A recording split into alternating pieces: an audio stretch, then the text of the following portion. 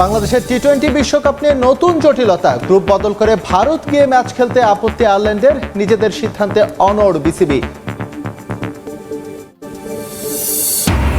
Bowling নিয়ে কিংবদন্তি ওয়াকার ইউনুসের টিপস পেলেন নাহিদ রানা, গতির সঙ্গে আপোষ না করার পরামর্শ। বিশ্বকাপ দলে জায়গা না পেলেও আক্ষেপ নেই পেসারের। রিশাদ ম্যাজিকে বুথ বিগ ব্যাশ, উড়ন্ত পারফরমেন্সে সেরে নিচ্ছেন আসন্ন টি-20 বিশ্বকাপের প্রস্তুতি। স্পিনার হিসেবে সর্বোচ্চ উইকেট শিকারের হাতছানি। এবং হাভিয়ার কাবরেরা ইস্যুতে রহস্যজনক অবস্থানে বাফুফে, ব্যর্থ হলেও সিঙ্গাপুর ম্যাচের পর পারফরমেন্স মূল্যায়ন করতে চায় ফেডারেশন। 5 মে থেকে শুরু স্বাধীনতা কাপ। টি-20 বিশ্বকাপে বাংলাদেশের সঙ্গে গ্রুপ বদল করবে না আয়ারল্যান্ড। আইসিসি থেকে আগের সূচি অনুযায়ী গ্রুপ বি থেকেই মেগা আসরে অংশগ্রহণের নিশ্চয়তা পেয়েছে বলে গণমাধ্যমে দাবি করেছে ক্রিকেট আয়ারল্যান্ড। বাংলাদেশের ভেন্যু পরিবর্তন ইস্যুতে এই আয়ারল্যান্ডের জায়গায় সি গ্রুপ থেকে বি গ্রুপে টাইগারদের স্থানান্তরের গুঞ্জন ছিল চারদিকে। আইসিসিও নাকি এই প্রস্তাবে সম্মতি দিয়েছিল। তবে আইরিশদের এমন দাবির পর এবারের বিশ্বকাপে বাংলাদেশের ভবিষ্যৎ নিয়ে তৈরি হয়েছে নতুন জটিলতা। এখন আয়ারল্যান্ড সরলে কাদের জায়গায় বি গ্রুপে খেলবে বাংলাদেশ, অথবা টাইগারদের জন্য বিকল্প কি ব্যবস্থা করবে বিশ্ব ক্রিকেটের নিয়ন্ত্রক সংস্থা, সেই সিদ্ধান্তের দিকে তাকিয়ে ক্রিকেট বিশ্ব।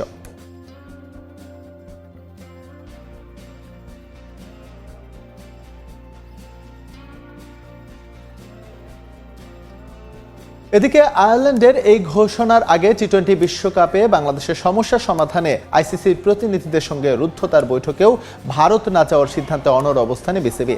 ঢাকা আসা আইসিসির ইন্টিগ্রিটি ইউনিটের ম্যানেজার অ্যান্ড্রু এফগ্রেফ ছাড়াও আইসিসির আরও বেশ কয়েকজন উচ্চপদস্থ কর্মকর্তা ভার্চুয়ালি যোগ দেন এই সভায়। বাংলাদেশে আইসিসির প্রতিনিধি, উদ্দেশ্য টি-20 বিশ্বকাপের সমস্যা সমাধান। এমনটা হয়নি এর আগে কখনো। সর্বোচ্চ গোপনীয়তায় এদিন হয়েছে 1.5 ঘন্টার রুদ্ধদ্বার বৈঠক।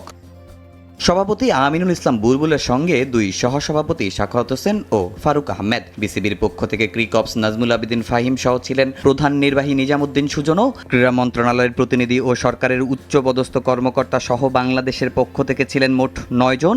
আইসিসির ইন্টিগ্রিটি ইউনিটের ম্যানেজার অ্যান্ড্রু এফগ্রেফ এসেছেন ঢাকায়, কিন্তু ভিসা দেরিতে পাওয়ায় আসতে পারেননি আইসিসির event and corporate communication manager Gaurav Saxena. তবে অনলাইনে যুক্ত ছিলেন সাক্সেনা। তিনি ছাড়াও ভার্চুয়ালি সবাই যুক্ত হন আইসিসির আরও বেশ কয়েকজন উচ্চপদস্থ কর্মকর্তা। বৈঠকে আইসিসির প্রতিনিধিরা সর্বোচ্চ চেষ্টা করে বাংলাদেশকে ভারতে যাওয়ার বিষয় বোঝাতে, কিন্তু আইসিসি কর্মকর্তাকে সামনে পেয়ে নিরাপত্তা শঙ্কার বিষয়গুলো আরও ভালোভাবে বোঝাতে পেরেছে বাংলাদেশ ক্রিকেট বোর্ড। দেশের ক্রিকেটে যখন অস্থিরতা, তখন বিশ্বকাপকে সামনে রেখে সম্ভাব্য সেরা প্রস্তুতি নিচ্ছেন রিশাদ হোসেন। বিগ ব্যাশের গ্রুপ পর্ব শেষে যৌথভাবে শীর্ষ উইকেট শিকারীর তালিকায় 6 নম্বরে এই বাংলাদেশি লেগ স্পিনার। সুযোগ আছে টুর্নামেন্টের ইতিহাস ভাঙারও। বাংলাদেশি বোলারদের এমন পারফরমেন্সই প্রমাণ করে কেন বৈশ্বিক আসরে ভালো করতে পারে না টাইগার ক্রিকেটাররা। তারা বন্ধ করবে, সেইটার জন্য তাদের উপরে কোনো দায়ভার যাবে না। দেশের ক্রিকেট যখন খুঁজে নিয়েছে নতুন তলানি, অনিশ্চিত বিশ্বকাপ ভাগ্য, চলছে ভাঙচুর আর ক্রিকেট বয়কটের মতো ঘটনা, তখন তাসমান পারে নির্ভর রিশাদ হোসেন। কখনো সিডনির অপেরা হাউস, কখনো বা হারবার ব্রিজ। নিজের অবসর সময় কাটাচ্ছেন হোবার্টের মাউন্ট ওয়েলিংটনে। নোংরা রাজনীতি এবার স্পর্শ করতে পারল না রিশাদ হোসেনকে। হাসি তামাশার বিপিএল নয়, এই লেগ স্পিনার নিজের ভেলকি দেখাচ্ছেন বিগ ব্যাশ ক্রিকেটে। প্রথম আসরের সুযোগ পেয়েও খেলা হয়নি, এবার সে সুযোগটা পেলেন, উঠছেন 2 হাত খুলে। হোবার্ট হ্যারিকেন্সের হয়ে গ্রুপ পর্বের 10 ম্যাচ খেলে ফেলেছেন রিশাদ। 9 ইনিংস হাত ঘুরিয়ে উইকেট শিকার 13টা।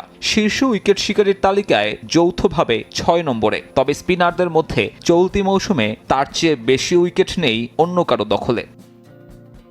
যদিও রিশাদের সামনে সুযোগ আছে ইতিহাস গড়ার। বিগ ব্যাশের এক মৌসুমে যে কোনো স্পিনার হিসেবে সর্বোচ্চ উইকেট শিকারী হবার হাতছানি। 2017-18 মৌসুমে 18 উইকেট নিয়েছিলেন আফগান তারকা রাশিদ খান।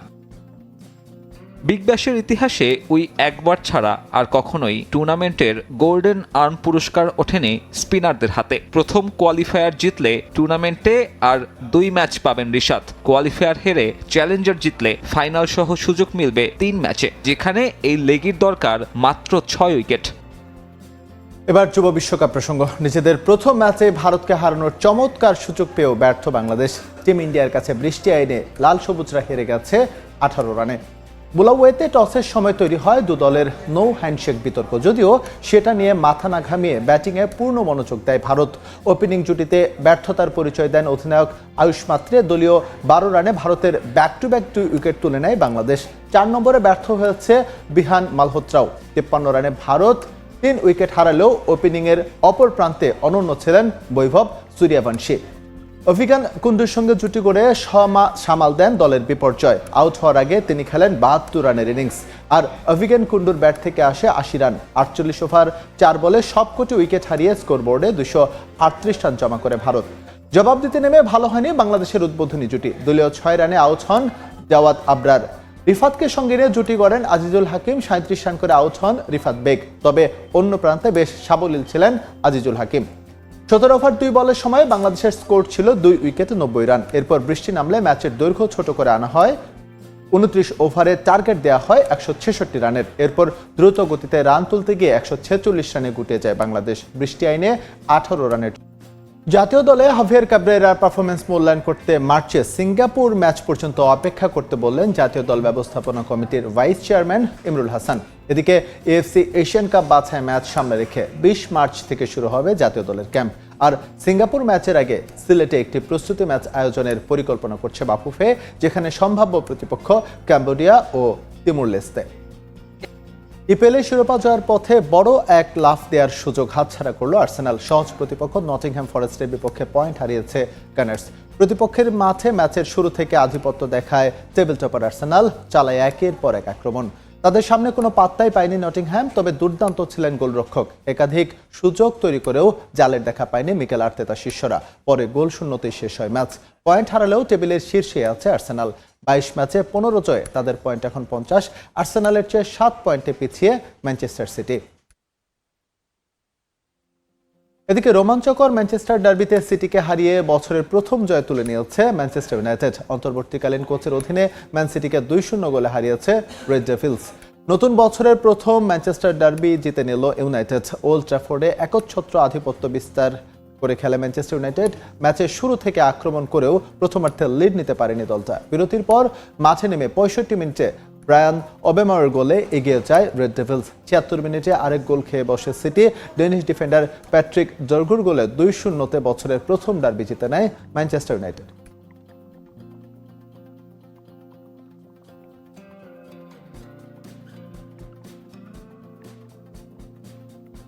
টানা 2 হারের পর এবার জয়ের দেখা পেল স্প্যানিশ জায়ান্ট রিয়াল মাদ্রিদ। লেভান্তেকে 2-0 ব্যবধানে হারিয়েছে মাদ্রিদিস্তারা। এদিকে ইপিএলে বার্নলির বিপক্ষে 1-1 গোলে ড্র করেছে লিভারপুল।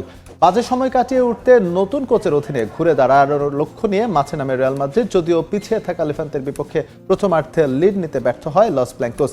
দ্বিতীয়ার্ধের 58 মিনিটে পেনাল্টি থেকে দলকে এগিয়ে দেন কিলিয়ান এমবাপে। এরপর 65 মিনিটে রাউল অ্যাসেন্সিওর গোলে 2-0 জয় নিশ্চিত হয় রিয়ালের। এদিকে ইপিএলে বার্নলির বিপক্ষে ম্যাচের 42 মিনিটে ফ্লোরিয়ান উইটসের গোলে 1-0 এগিয়ে গিয়ে বিরতিতে যায় লিভারপুল। যদিও 65 মিনিটে এডওয়ার্ডের গোলে ম্যাচ 1-1 সমতায় ফিরলে ড্র নিয়ে মাঠ ছাড়ে অলরেডস।